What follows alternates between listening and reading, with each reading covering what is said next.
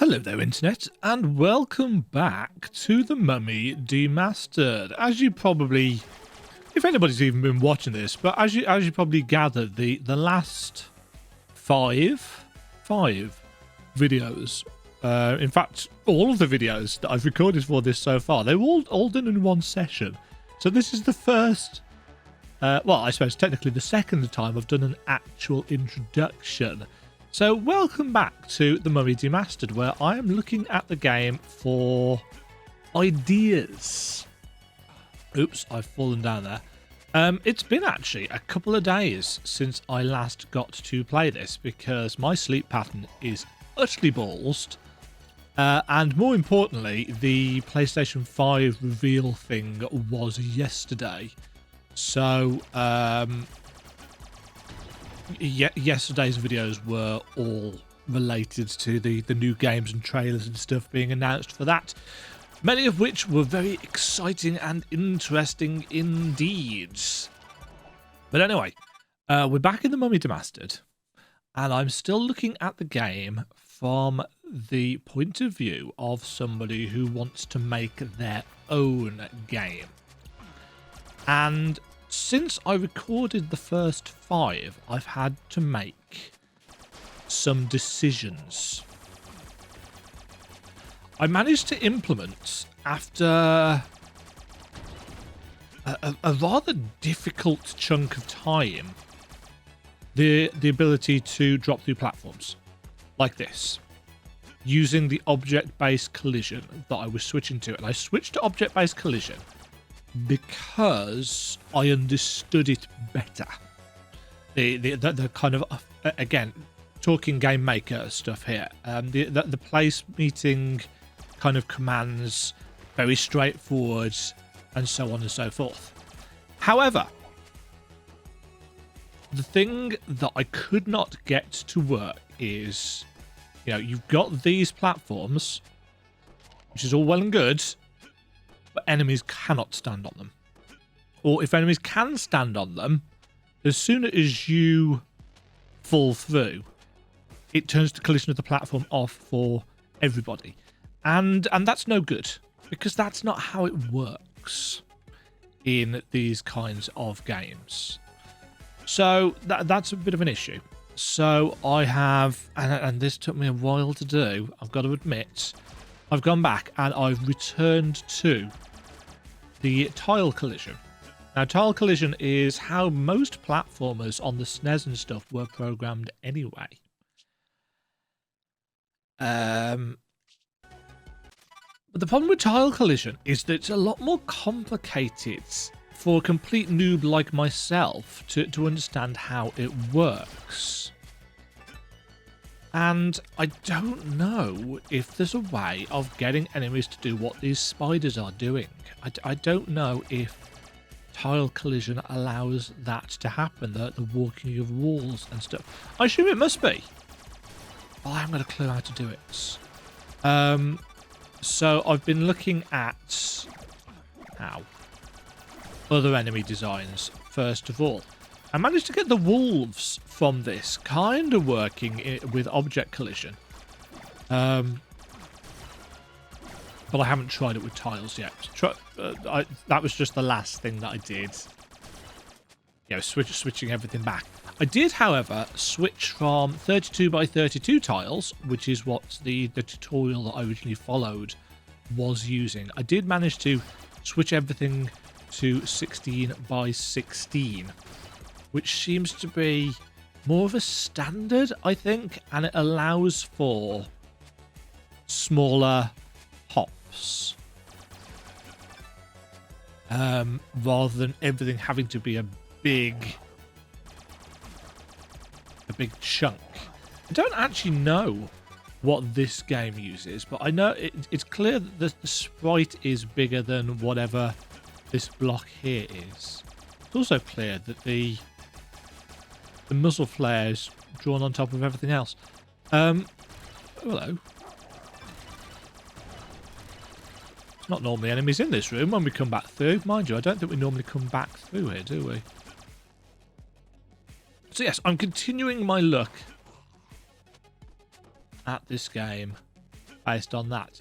I talked about these guys, the zombies, in part 3 or 4, whatever it was, and I was trying to figure out how their AI was working. Of course, what they're doing is they're turning away as soon as they collide with a solid object, but then because you are close by, they're turning back to face you, so they look like they're having a little bit of a fit because you are within range.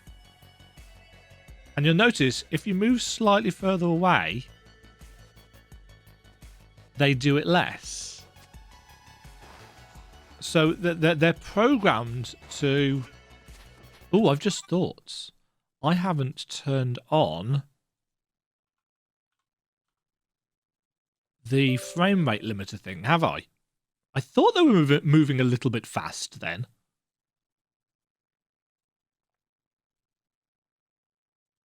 There we go. Yeah, that's more like it. I thought they were kind of super speedy zombies. So yeah, they move towards you as long as you are within a certain range. If I drop down, they also seem to collide with each other. Oh, you can jump. Yeah. Anyway, so let's continue onwards. Oh, I might as well just touch those because that gets rid of them faster, doesn't it? Fail! So yes, if anybody knows a good way of getting enemies to do what these rats are doing with a tile-based collision system in Game Maker Studio 2, link me up.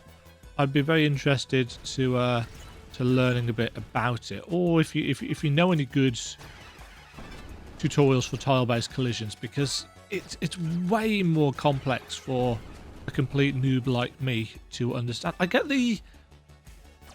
kind of get the fundamentals of it, in that you are checking to see whether the bottom and top, or bottom, middle and top of your sprite is colliding with the tile. But the syntax for it, the wording, so to speak, is a lot more complicated for a complete beginner. But the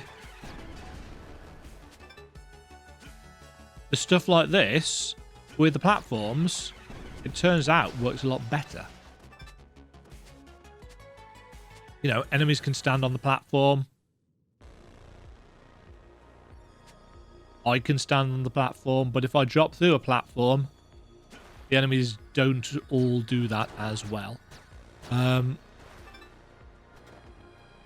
That's another thing I want to try and implement. I want to try and implement some kind of dash move. That's something I need to do. Crows! I'm just going to miss that one entirely. So that. Now, I can't remember the controls, can I?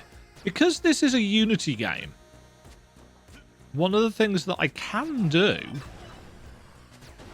is actually unpack all of the bits and pieces. Yeah, so I can see the scripts that they're using. Obviously, I'm not learning Unity. Unity is way more advanced than Game Maker Studio seems to be.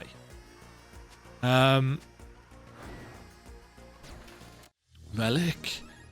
So the actual ins and outs of the codes are utterly beyond me. You know, I don't understand the systems and so on and so forth, but I can see things like, let's choose the dog, for example. I can see that it's got a state machine set up, one for running, one for turning, one for howling or whatever. So I can get some kind of inkling about how the enemies have been put together, which is quite useful, again, from the perspective of somebody who doesn't know what he's doing, doesn't know how things work. because it gives me more insight into how games like this are put together. And that's incredibly valuable. Jumping brains. And certain things are going to be kind of roughly the same. For example, the teeny tiny jumping spiders. The code for them really isn't very difficult at all. You know, they've basically got one state. Well, two technically. You know, they've got a first jump state, and then they just constantly bounce. And I haven't tried doing those yet, but I imagine I probably could. It's the same with, like, flea men from Castlevania. They just bounce. You know, they bounce towards you, and then they hit something, and they turn around and they bounce the other way. So they're a bit like the Rippers, in a sense. Rippers, of course, just go between walls, like the locusts in this do. And I can do that. I can do that with tile collision, and I can do that with object collision. That is straightforward. Ow.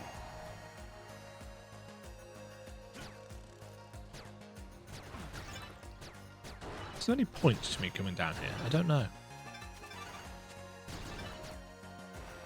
No, I think that's just linking us back, isn't it?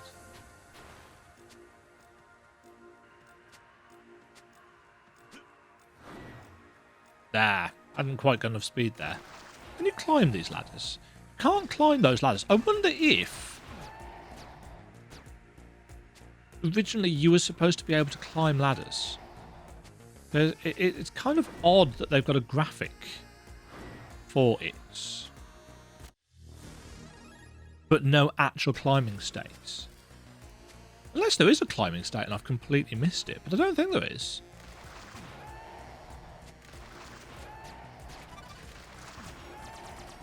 I think I must have hit that whilst it was off screen. Was there something up the top here? No. Oh yes, there is. I need to go up this way to get through here.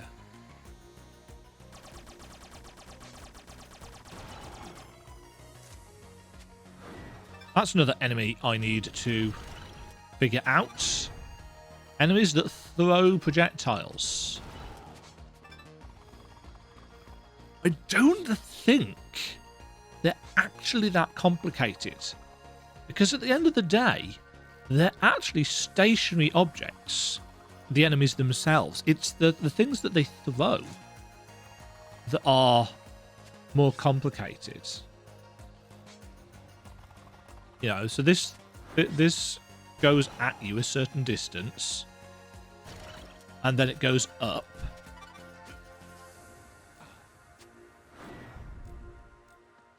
And it loops back round.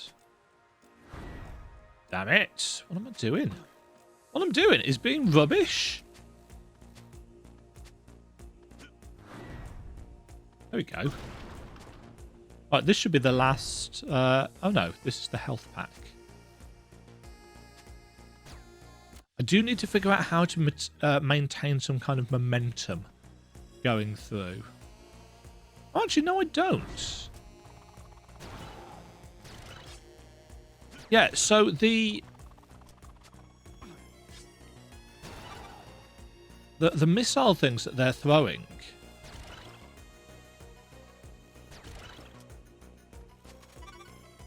will change height. Ow. Based on whether you are above or below. Sucker. Sucker. No.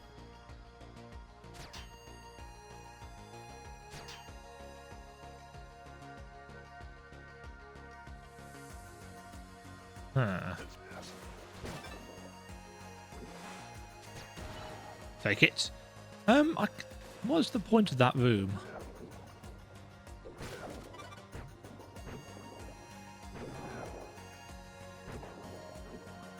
Oh, this is yeah.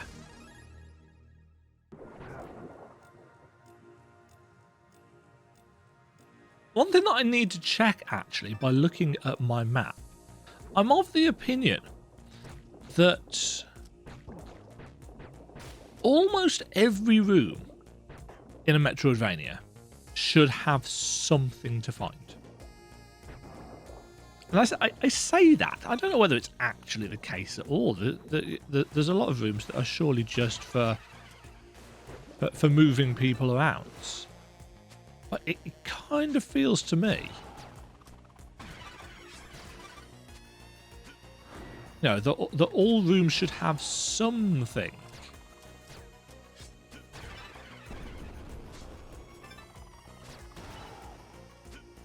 Right, this should be the cluster rockets. Yeah. So this is the final weapon upgrade in the game. It's a rocket launcher. I don't really like it, so I'm not going to use it.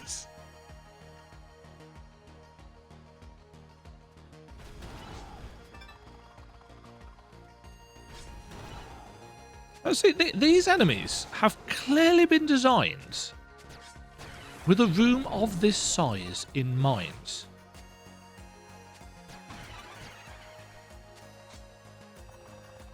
This is what... This room's 480 wide, I believe. I believe 480 by 270 is the resolution that they used for this game, for the pixel art. I could be wrong. So they've designed those enemies so that if you're standing on ledges at the opposite side of the room, that their weapon can't quite reach you.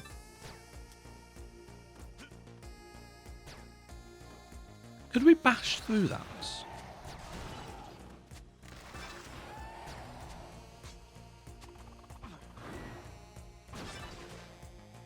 Oh no, I think this is the area where we need to do some fancy running. Or is it? Oh no, it's not. Chopper! Anyway, this is taking us down to the final area in the game. Which again is visually distinctive from the others. It's got some elements that we saw in the caves over to the left. It's got a slightly different overall feel to it. It's very much an end game area.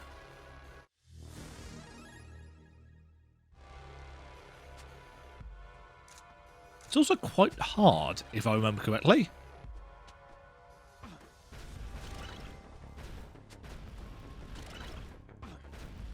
No, dear. I have fallen and I can't get up. Now, moving platforms. I want moving platforms in my game. And there's a couple of methods of doing moving platforms, apparently.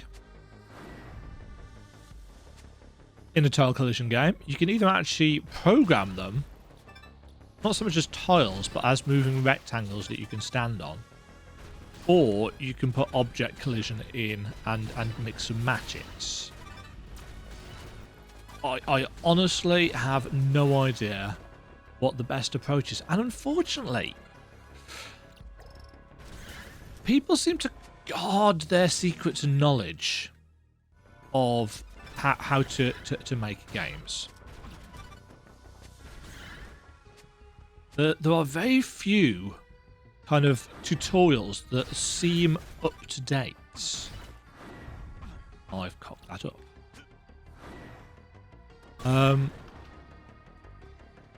You know, a lot of the tutorials on Game Maker Studio 2 are from 2015, 2016, 2017. So it's 2020. Now, admittedly, there's a new version, 2.3 of Game Maker coming out soon, so it's possible that people just aren't making tutorials because they know things are going to change. But you know, for somebody who wants to know how to do things and is not only willing to learn but willing to pay to learn, having some decent stuff would be really useful. But I've paid for, I think, 3 different courses and tutorials now. And they all have slightly different ways of doing things, but they're all mostly covering the same thing. And it's like, okay, that's good because... Oh, there's a relic there. That's good because it lets me learn different ways of doing things. But it also doesn't necessarily help me figure out where to go from there. Due to the nature of an online course. You know, it's not like they are your teacher and you can ask them questions whenever you need to. You know, you've paid for the tutelage, you haven't paid for a teacher, so to speak. And, you know, as somebody in the education profession, I do appreciate that it's a different way of working. This is something I need to figure out how to do as well. Water. I feel like water is, I suppose, in a tile-based platformer. Actually, no. Because the thing about tiles is that you've only got... Unless you can do tile collisions on 2 separate layers. But if I was to set this up as a tile collision system, these platforms occupy a certain position in the grid. And I can't put a second tile on top of that and still use the same tile map, I don't think, for my collisions. So either I'd have to have a collision object for the water area and change the rules whenever your sprite object or your player object rather is colliding with this water section. So I'd change the gravity, for example. You'd have to change the state, wouldn't you? Which is how, before you get the... In fact, we can turn them on and off, can't we? So, if I turn off the Scroll of Aniket, that switches me to a swimming state. And it changes my sprite so that I'm swimming, but I can't go below. So it automatically pushes me back up to the water level with that cool splash effect. In fact, that's a particle. There's particle generation there. That's not done with sprites. However, if I turn on, that means that I can then go into this water area. And whilst the physics are different, and you've got to set the guns up in this particular case, because there's only... Not all of them can shoot underwater. So you'd have to set that up as well. I'm going to use this save point while I'm here.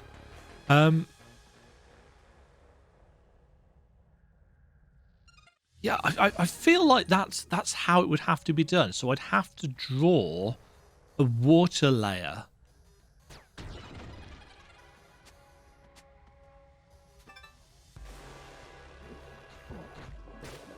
The question then would be, how do I get the fish?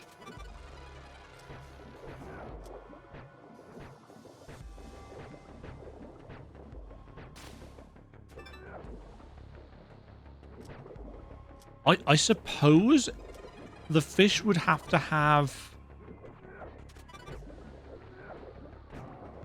And also, does the physics of being underwater affect the Crusaders as well? Are their animations slower when they're underwater? Or are they this slow above ground as well? Above water as well? That's maybe something that I should have a look-see through the code for and see if I can figure out. Again, I can't implement code the same way that WayForward have done for this because I'm not using the same engine. They use Unity for this, which is a more robust engine in many ways, shape, and form.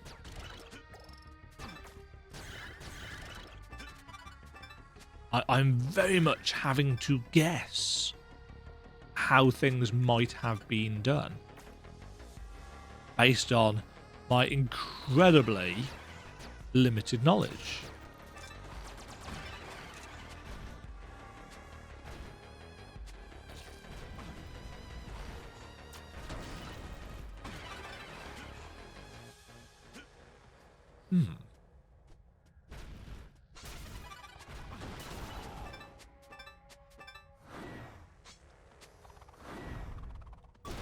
Boom!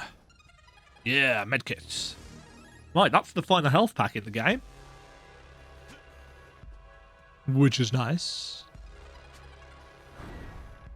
Always felt like there was something beyond that wall. Is there something beyond that wall?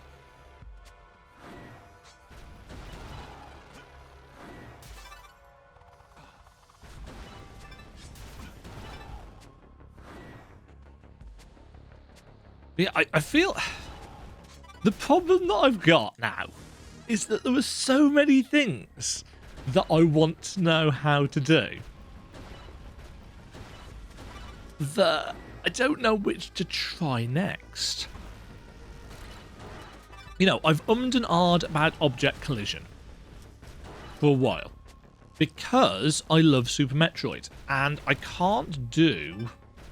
Or at least I wasn't sure if I could do slopes and a system like the Shine Spark. But I'm not entirely sure I actually need slopes. You know, slopes that you can run on. I'm not entirely sure I actually need those in my game anyway. It'd be nice to have them, but I don't think I need them. Right, this is the final save room, in case anybody was wondering why there's two things here. We're actually really close to the end of the game here. We've got two more bosses to fight, and they're both at the same place, and I can't remember. Yeah, I feel like we're in an okay place.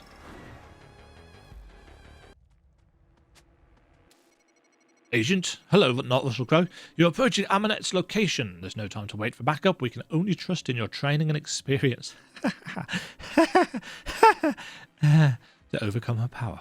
This is another thing I've got to try and figure out how to do. How to pause the game and bring up an event like this.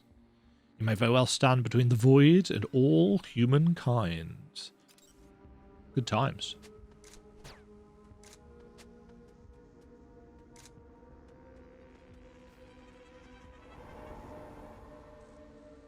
You were blind to your fate. There is nothing you can do to stop this.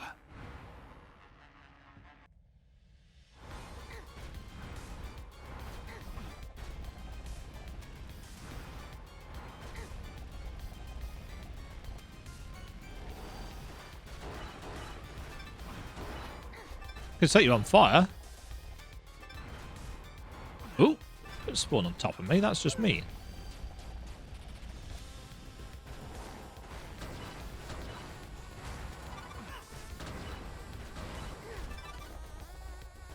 Give me that ammo.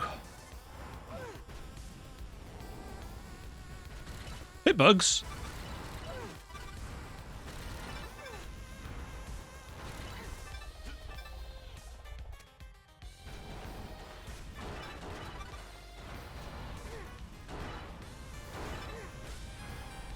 This isn't much of a boss, but it's the first phase. It comes to this, the end of all things, for I called out to Set, god of death, and he did answer. Hi! Multi-sprite, rather, boss fight. This is something that I will eventually figure out how to do, but I'm certainly not in any rush to.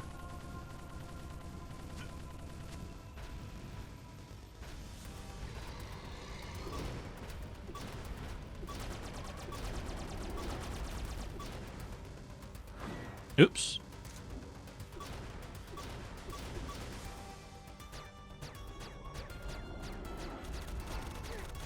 Oh, she's back. I forgot about that.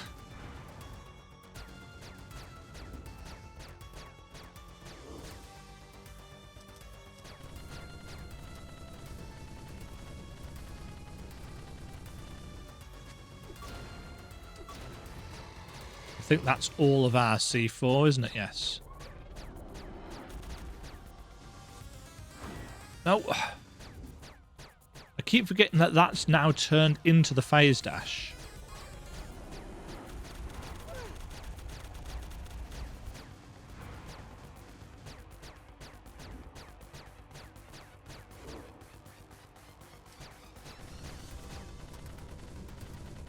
And stand there.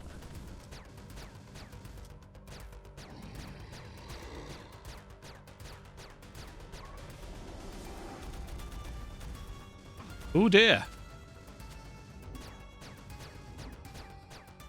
I forgot he changes his attack patterns.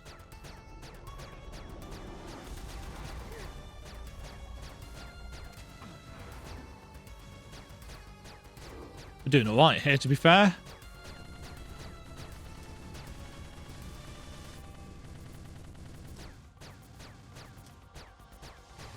Naturally, there was an escape sequence as well to do after this.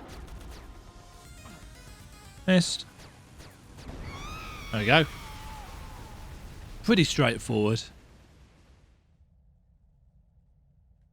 I know not how you persist, but this should be your tomb. Now, the energy released by Manette's defeat was too much for the tunnels. They're coming down on top of you. Move quickly and there may still be time to escape. You've done the impossible, Agent. You'll not be forgotten in the annals of Prodigium's history. One thing that I really like that this game does for this escape sequence is that you can actually die here, but still succeed. Shit. You know, you can actually lose your agent in this place. And you still win. Which I think, oops, which I think is actually really cool. And it's all because of how the game's death system works. So you can actually just not be quick enough. The no knockback relic makes this a lot easier. Incidentally, I didn't have that the first time I did this. This is one of the few Metroidvanias that I actually didn't 100% on my very first playthrough. I think.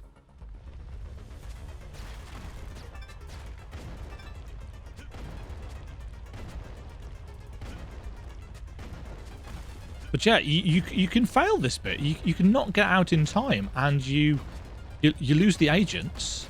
And obviously, if you've gone through the entire game without dying, that's a bit of a shame. Yeah, you get to here, and you get in the chopper, and GG.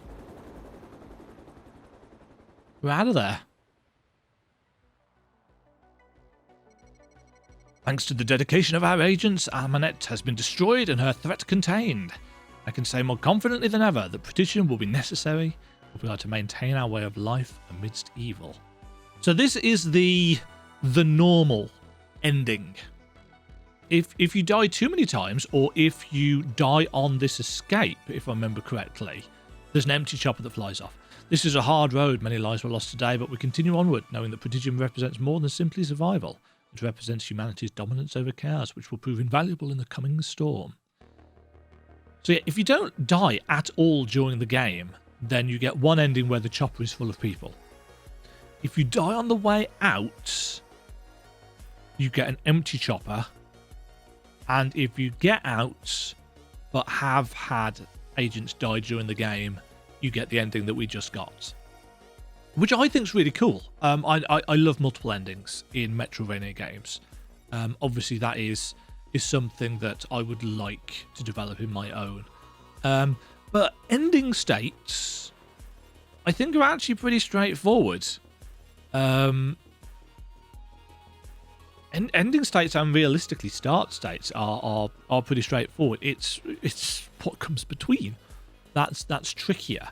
You know, tracking everything, designing enemies, sprite work is something that I am not. I can't say I'm not qualified for, because in terms of art, I'm actually a pretty decent artist. But pixel art is outside of my area. I can't even say of expertise, but it's outside my realm. You know, should I really kind of pursue this further, I'd almost certainly hire somebody to do the actual art for, you know, the characters and stuff. The characters that I've chosen to pursue for my game and the ideas behind it, obviously I've already designed.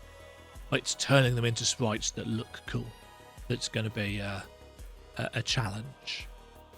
But there we go. Anyway, that is the Mummy Demastered from the point of view of a noob game developer, somebody who's looking for ideas, somebody who's seeing how some people that I respect have implemented systems that I would like, and not so much reverse engineering them, but trying to figure out kind of how they've done what they've done. Might have a crack at water, moving platforms and breakable platforms are the things that I think I need to focus on next and try and figure out how those do. Because as soon as you've got the elements of kind of the terrain and how terrain works, then you can vary it up, you can mix and match things. You know, stuff like wall climbing, wall jumping, that can come into that as well. Don't think I'm going to have ceiling traversal like in this one.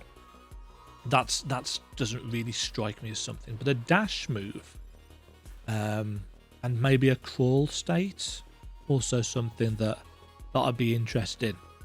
But there we go, the Mummy Demastered. Thank you for playing, thank you for watching with me, thanks for the ideas way forwards. Number of saves 41. Time played 3 hours 7 minutes 53 seconds. Map discovered 93%. Again, I wasn't going for 100% in this. I hope you've enjoyed this little look, this little replay of the Mummy Demastered. Let me know if there were any other Metroidvanias that you think are essential or have essential elements for a noob like myself who wants to make one. Let me know down in the comments below what kind of things you think a good Metroidvania game should have. Until next time, thank you very much for watching. Catch you all later. Stay safe out there. Ta-ta. Thank you very much for watching. If you enjoyed the video, why not click the like button and consider subscribing. Remember, you can ring the bell notification icon to get notified when new videos go live. And until next time, cheerio.